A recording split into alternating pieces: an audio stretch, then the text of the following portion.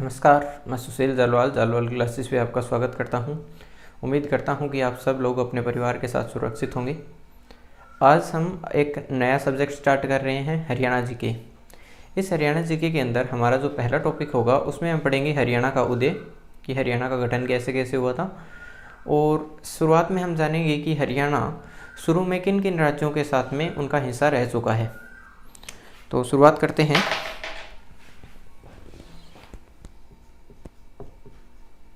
हरियाणा का उदय।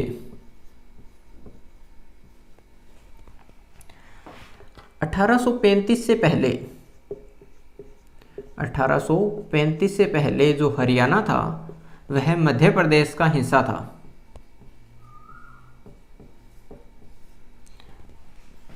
1835 से पहले की अगर बात करें तो हरियाणा मध्य प्रदेश का हिस्सा था। इसके बाद में 1835 से 1858 तक हरियाणा यूपी के कानपुर का हिस्सा रहा। यूपी का जो कानपुर है उसका हिस्सा हरियाणा बना रहा। उसके बाद में 1858 के बाद में हरियाणा को पंजाब के अंदर बना दिया गया। हरियाणा को पंजाब के अंदर मिला दिया गया। जब 1947 के अंदर भारत आज़ाद हुआ, 1947 में भारत आज़ाद हुआ तो पंजाब और हरियाणा को संयुक्त रूप से पेप्सू बोला जाता था। क्या नाम दिया जाता था? पंजाब और हरियाणा को एक साथ पेप्सू नाम दिया जाता था। पेप्सू का मतलब था Patiala and east Punjab state union. और ये जो पेप्सू था इसकी राजधानी उस समय शिमला हुआ करती थी। पेप्सू की राजधानी क्या थी? शिमला।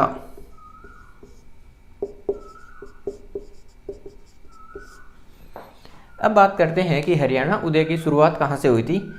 तो 1926 के अंदर मुस्लिम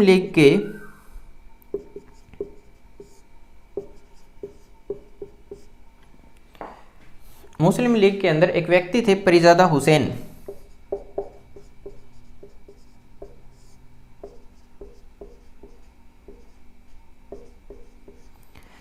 इन्होंने सबसे पहले हरियाणा को पंजाब से काटकर दिल्ली में मिलाने की मांग उठाई थी। परिजादा हुसैन ने क्या कहा कि हरियाणा को पंजाब से काटकर दिल्ली में मिला दिया जाए। तो ये कहा कि पंजाब से हरियाणा को कट करो और किस में मिला दो? दिल्ली के अंदर। उसके बाद में जब सेकंड गोलमेज सम्मेलन हुआ, दूसरा गोलमेज सम्मेलन, ये कब हुआ था? ये हुआ था सितंबर 1931 के अंदर। तो इस गोलमेज सम्मेलन के अंदर एक व्यक्ति थे, जोफ्री कॉर्बेट।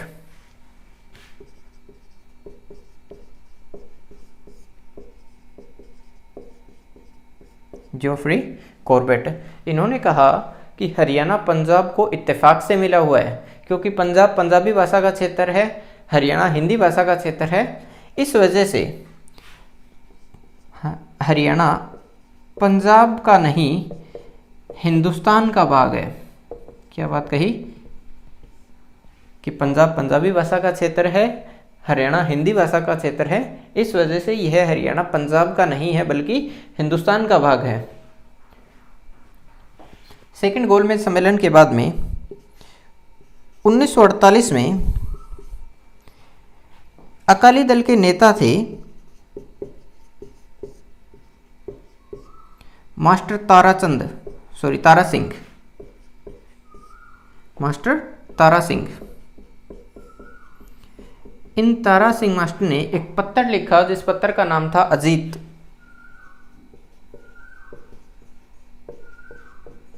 और इस अजीत पत्र के अंदर इन्होंने पंजाबी सूबे से आगे सिख राज्य की मांग उठाई, कि पंजाबी सूबे से भी आगे, एक कदम आगे सिख राज्य की मांग उठाई।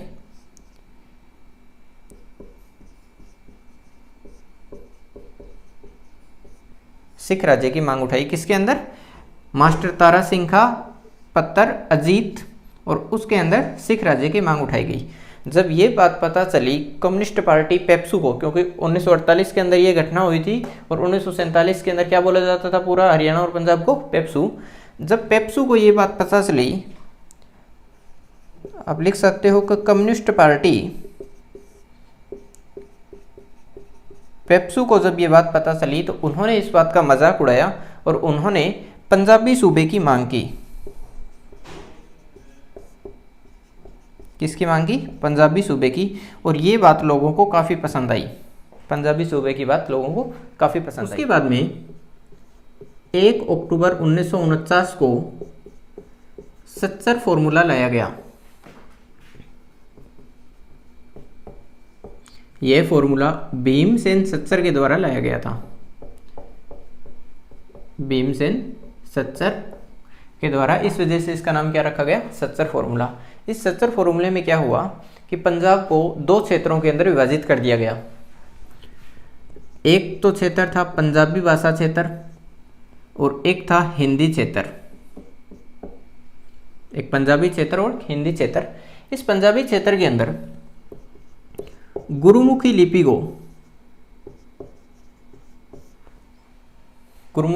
को बोला गया और हिंदी के अंदर देवनागरी लिपि को इन क्षेत्रों के अंदर लागू कर दिया गया।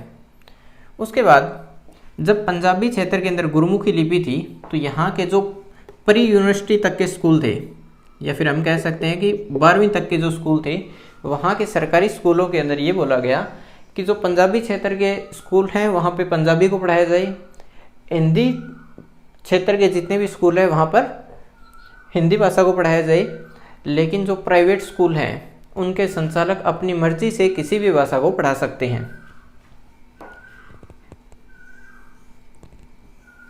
प्राइवेट स्कूल के संचालक वो किसी भी भाषा को अपनी मर्जी से पढ़ा सकते हैं।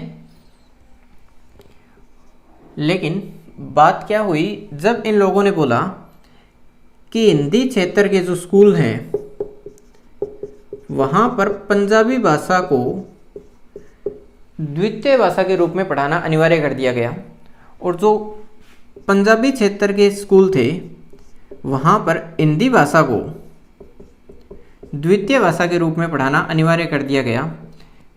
यह चीज़ लोगों को पसंद नहीं आई और इस वजह से इसका सबसे ज़्यादा विरोध हिंदी भाषी क्षेत्र के अंदर हुआ कि हम लोग पंजाबी को अनिवार्य रूप से क्यों पढ़ें। इस वजह से ये कहा जाता है कि जो सच्चर फॉर्मूला था वह लोगों को पसंद नहीं आया। सच्चर फॉर्मूला लोगों को पसंद नहीं आया और यह फॉर्मूला पूरी तरह से असफल रहा। सच्चर फॉर्मूला पूरी तरीके से असफल रहा। इसके बाद में 29 दिसंबर 1953 को भाषा व संस्कृति के आधार पर राज्यों के पुनर्गठन की मांग उठी। क्या? भाषा व संस्कृति के आधार पर राज्यों के पुनर्गठन की मांग उठी और इसके लिए एक आयोग का गठन किया गया जिसे बोला जाता है फजल अली आयोग।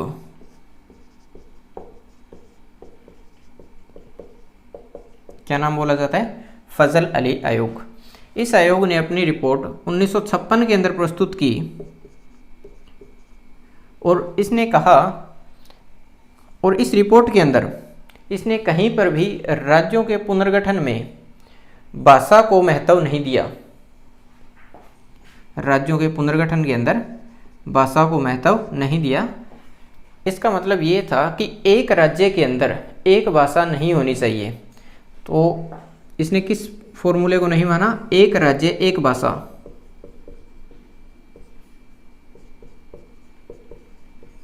इस बात को इसने इस रिपोर्ट में पूरी तरीके से अस्वीकार कर दिया। इसके बाद 1956 के अंदर केंद्र सरकार द्वारा क्षेत्रीय योजना को लागू किया गया।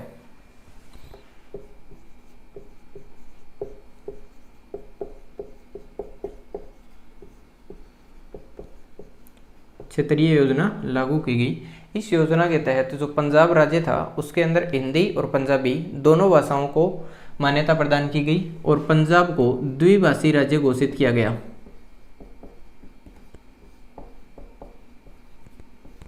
इसके अंदर क्या हुआ कि पंजाबी और हिंदी दोनों भाषाओं को मान्यता प्रदान की गई। 24 जुलाई 1956 को राष्ट्रपति से आज्ञा मिलने के बाद में ये जो क्षेत्रीय फॉर्मूला था इसे पूरी तरीके से पूरे पंजाब में लागू किया गया।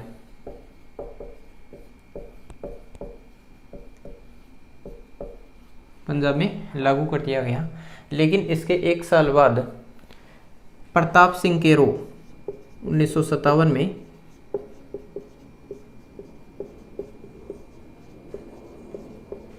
प्रताप सिंह केरो पंजाब के सीएम बने और उन्होंने सीएम बनने के बाद में जो क्षेत्रीय फॉर्मूला था उसकी क्षेत्रीय कमेटियां जितनी भी थी उनकी शक्तियों को सीमित कर दिया।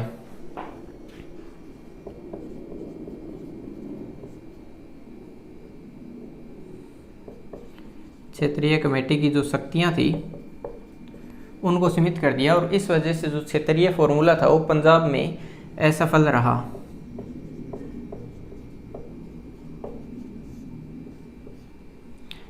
हम कह सकते हैं कि सही ढंग से लागू नहीं हो पाया।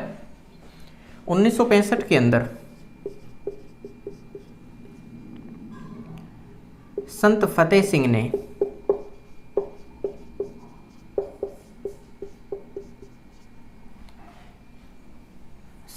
सिंह ने फिर से पंजाबी सूबे की मांग को लेकर व्रत शुरू किया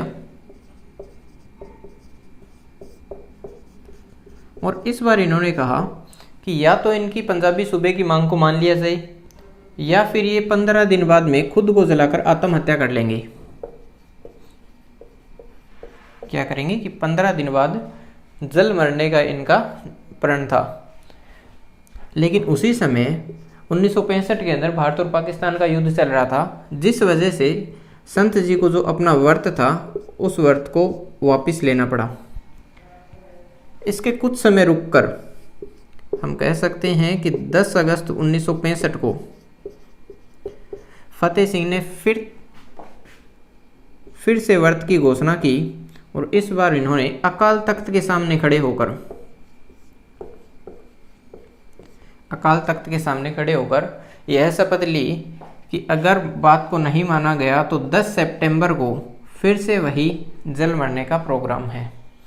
यह बात पूरे भारत के अंदर बहुत तेजी से फैली और इस वजह से जो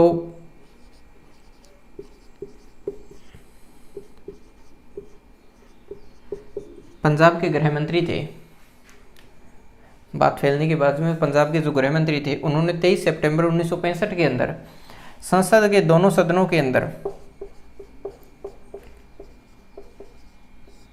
पंजाब पुनर्गठन की घोषणा कर दी और इसके तुरंत बाद एक हुकुम सिंह समिति का गठन किया गया।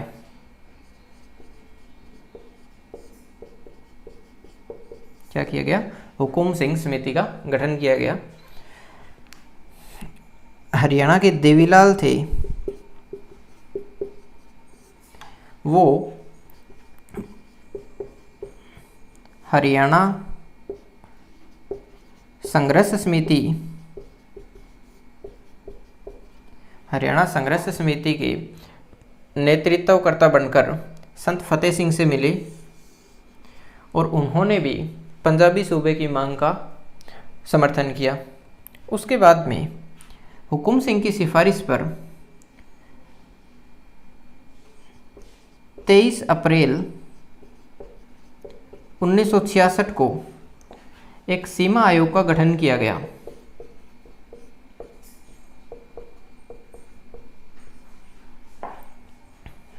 इस सीमा आयोग के अंदर 3 व्यक्ति थे। पहले जेसी शाह या फिर हम कह सकते हैं जयंतीलाल छोटेलाल शाह, दूसरे एस दत्त और तीसरे व्यक्ति थे एम फिलिप।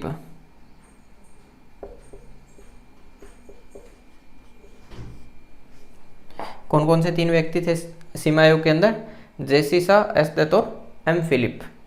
इनमें से जो एस दत्त थे उन्होंने इस बात को स्वीकार नहीं किया कि खरड़ और चंडीगढ़ हरियाणा के अंदर शामिल हों।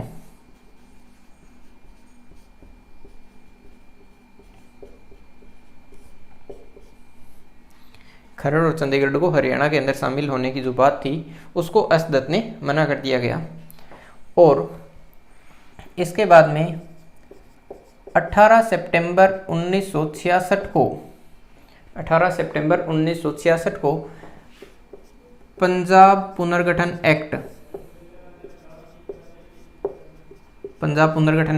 पारित किया गया। और यह जो एक्ट पारित किया गया था यह किया गया था गुलजारी लाल नंदा के द्वारा।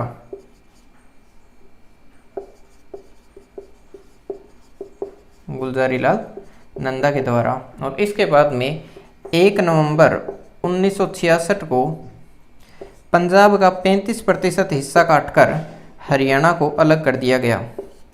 और हम कह सकते हैं कि 1 नवंबर 1966 को हरियाणा का गठन हुआ। ये पूरा प्रोसेस था कि शुरू से लेकर लास्ट तक 1 नवंबर 1966 तक क्या क्या महत्वपूर्ण चीज़ें हुई थी और किस प्रकार हरियाणा का गठन हुआ।